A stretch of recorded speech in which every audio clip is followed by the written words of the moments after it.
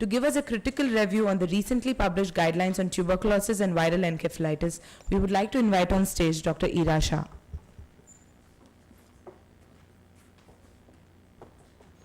Good afternoon to all of you all. The reason of doing this, I've actually asked a lot of doctors to do this, but the guidelines came this week and it was too short a notice for anyone to do this. And I thought this was very critical for our conference to interpret the guidelines correctly.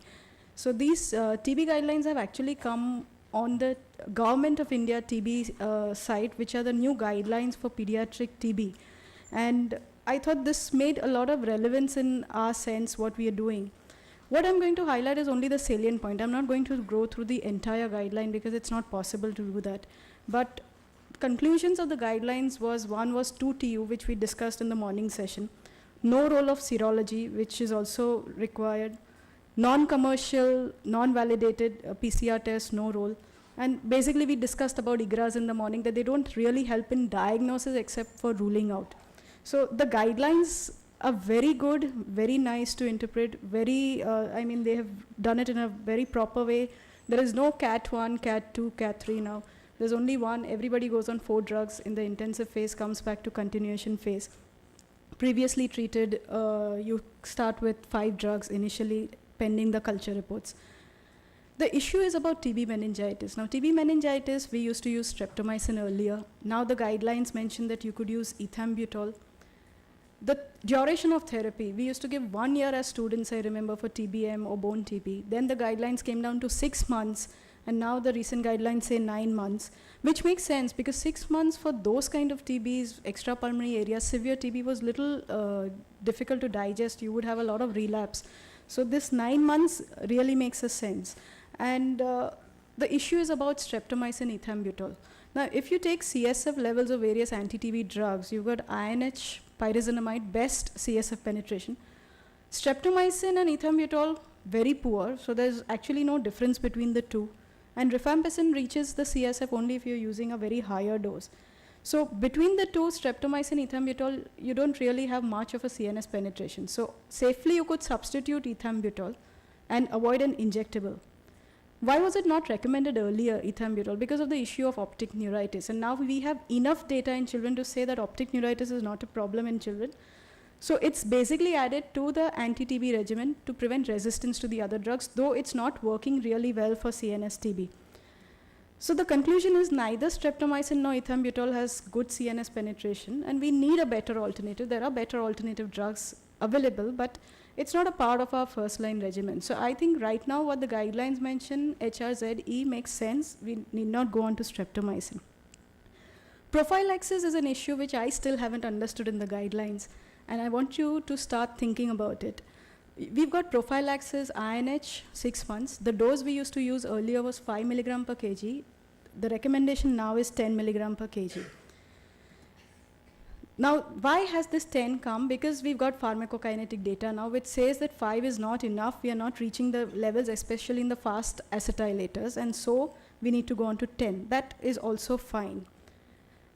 The guidelines mention that you need to give INH in children up to 6 years of age if they are in contact. Beyond 6 years, you don't need to give, and if they are MANTU positive in the first 6 years of age.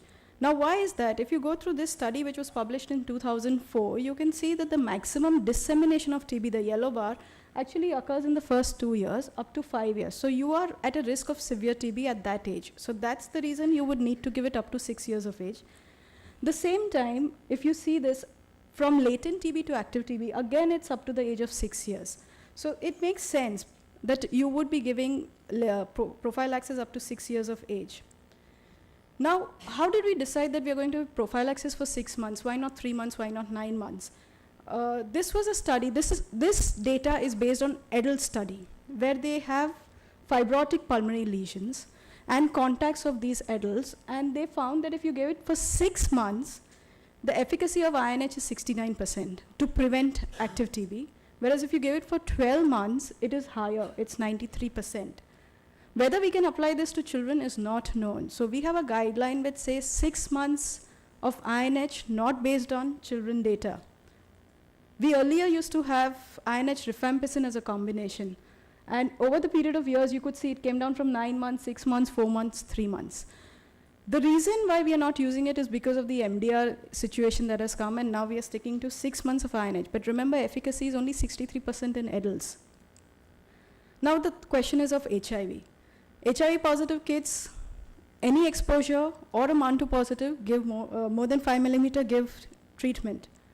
There is this study, Impact 1041, where 1,300 HIV exposed, infected, uninfected children, no exposure to TB, were given INH prophylaxis. And what did they find? There's no difference if you give prophylaxis or you don't give in the incidence of development of active TB. So are we correct in saying that we need to give INH prophylaxis to all HIV positive kids if their MAN2 is more than 5? What if the TB disease is not there at that time? How are we going to screen these kids? What happens if the child is repeatedly exposed to TB? How long is this protective effect of INH going to last? And what will happen in cases of MDR? So these are unanswered questions in the guidelines. Last, this is the most issue that I haven't followed. BCG vaccination can be given at birth even if you give INH. Now this is an area where I went through a lot of literature on what basis are we saying this. The only thing that I got was in Indian Pediatrics 1998, which says that protective efficacy may be reduced if vaccinated at 6 months. If you give BCG at 6 months, the vaccine may not be that effective. If you give it with INH, again the immune response goes down. So it's better to give it at birth rather than to give it at 6 months. This is in 1998. Again, somebody raised the question in 2000, and the answer given was, to the best of my knowledge, the previous statement is an error. It would be extremely difficult to investigate the differential of protective efficacy of BCG given at birth versus at 6 months. So we have no data on this. It's just that we've been following it by convention. The question of simultaneously giving BCG and INH is to be clearly understood. The BCG is sensitive to INH. So basically we are definitely reducing the efficacy of BCG. And there is no experience on this situation. What about American guidelines? Now, America does not use BCG. So when do they use BCG? They say, we recommend BCG strongly in patients in which we can't give INH prophylaxis, give BCG for protection. Or those who are continuously exposed, as in cases of MDR, then you give BCG. So they are very clear-cut in your guidelines. Either you give INH or you give BCG. We are not clear-cut in our guidelines. Now, I am not making a statement here, or I am not criticizing the guidelines, but these guidelines have set me thinking as to what we need to do. And I am leaving this question open to the audience as to what we should be doing in such a scenario. Thank you very much.